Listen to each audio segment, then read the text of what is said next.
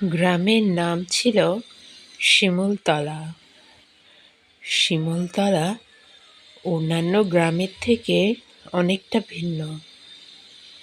এখানে মানুষজন খুব ভয় এবং আতঙ্কে বসবাস করে।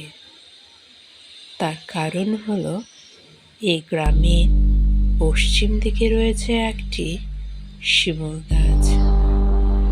গাছটির আশেপাশে সকাল এবং রাত্রিতে কেউ যেতে ভয় পায়, কেননা সেখানে বাস করে এক ডাইনি। ডাইনি দিনে দুপুরে মানুষদেরকে শিকার করে। কোনো ঘুমন্ত অবস্থায় বৃদ্ধকে নিয়ে যায়, কখনো বা পথিকদের তার খাদ্য করে নেয়। এই কারণে গ্রামের সবাই খুব ভয়ভীত হয়ে থাকে। গ্রামে বাস করত টিয়ে, বকুল আর রূপা নামে 3টি মেয়ে।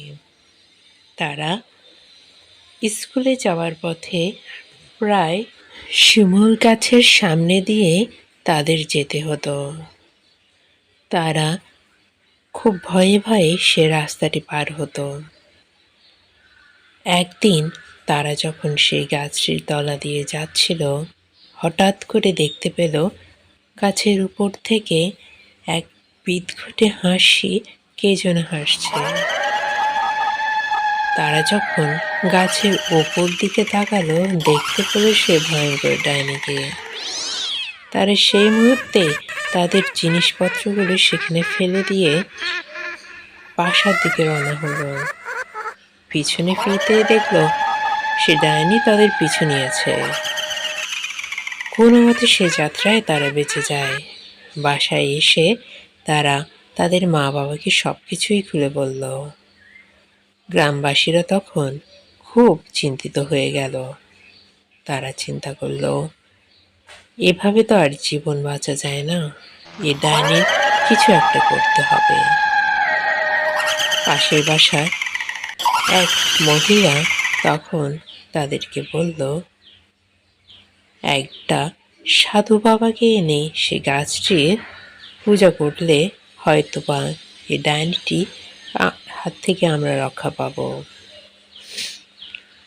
তখন গ্রামের অন্যান্য মানুষরাও তার কথায় সায় দিল। এভাবে কয়েকদিন কেটে গেল। একদিন এক পথিক সন্ধ্যার দিকে শিমুলতলার দিকে আসছিল।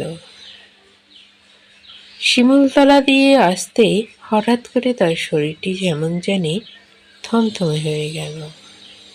সে জানত না এই গ্রামের মধ্যে একটি সমস্যা রয়েছে। পথিমধ্যেই দূর থেকে সে পথিকটিকে লক্ষ্য করছিল রূপার বাবা।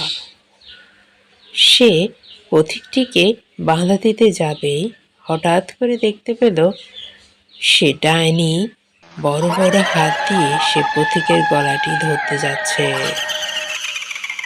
পথিকে সেই মুহূর্তে যখন ডাইনিটিকে দেখল, অজ্ঞান হয়ে পড়ে গেল। সেই সুযোগে ডাইনিও তাকে তার গাছের দিকে নিয়ে আসছিল। রূপার বাবা দৃশ্যটি দেখে তার হাতে থাকা আগুনটি সে ডাইনির দিকে ছুড়ে দিল। ছুড়ে দেওয়াতে ক্ষণিকের জন্য হলেও সে ডাইনিটি ভয় পেয়ে গেল। এই মুহূর্তে রূপার বাবা পথিকটিকে জ্ঞান থেকে ফিরিয়ে তাকে নিয়ে গ্রামের দিকে রওনা দিল। পিছন থেকে ডাইনিটি ধেয়ে আসছিল।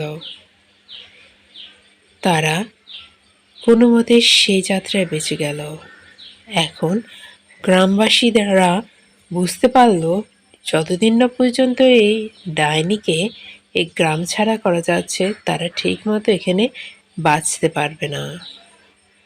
তখন পাশের গাঁয়ের সে সাধু বাবাকে দর্শন করতে সবাই পাশের গাঁয়ে গেল এবং সাধু বাবাকে সব কিছুই খুলে বলল। সাধু বাবা তাদের কথায় রাজি হলো। পরবর্তী পর্বে আমরা দেখব কিভাবে সাধু বাবা এই ডাইনির হাত থেকে সমগ্র গ্রামবাসীকে রক্ষা করেছে।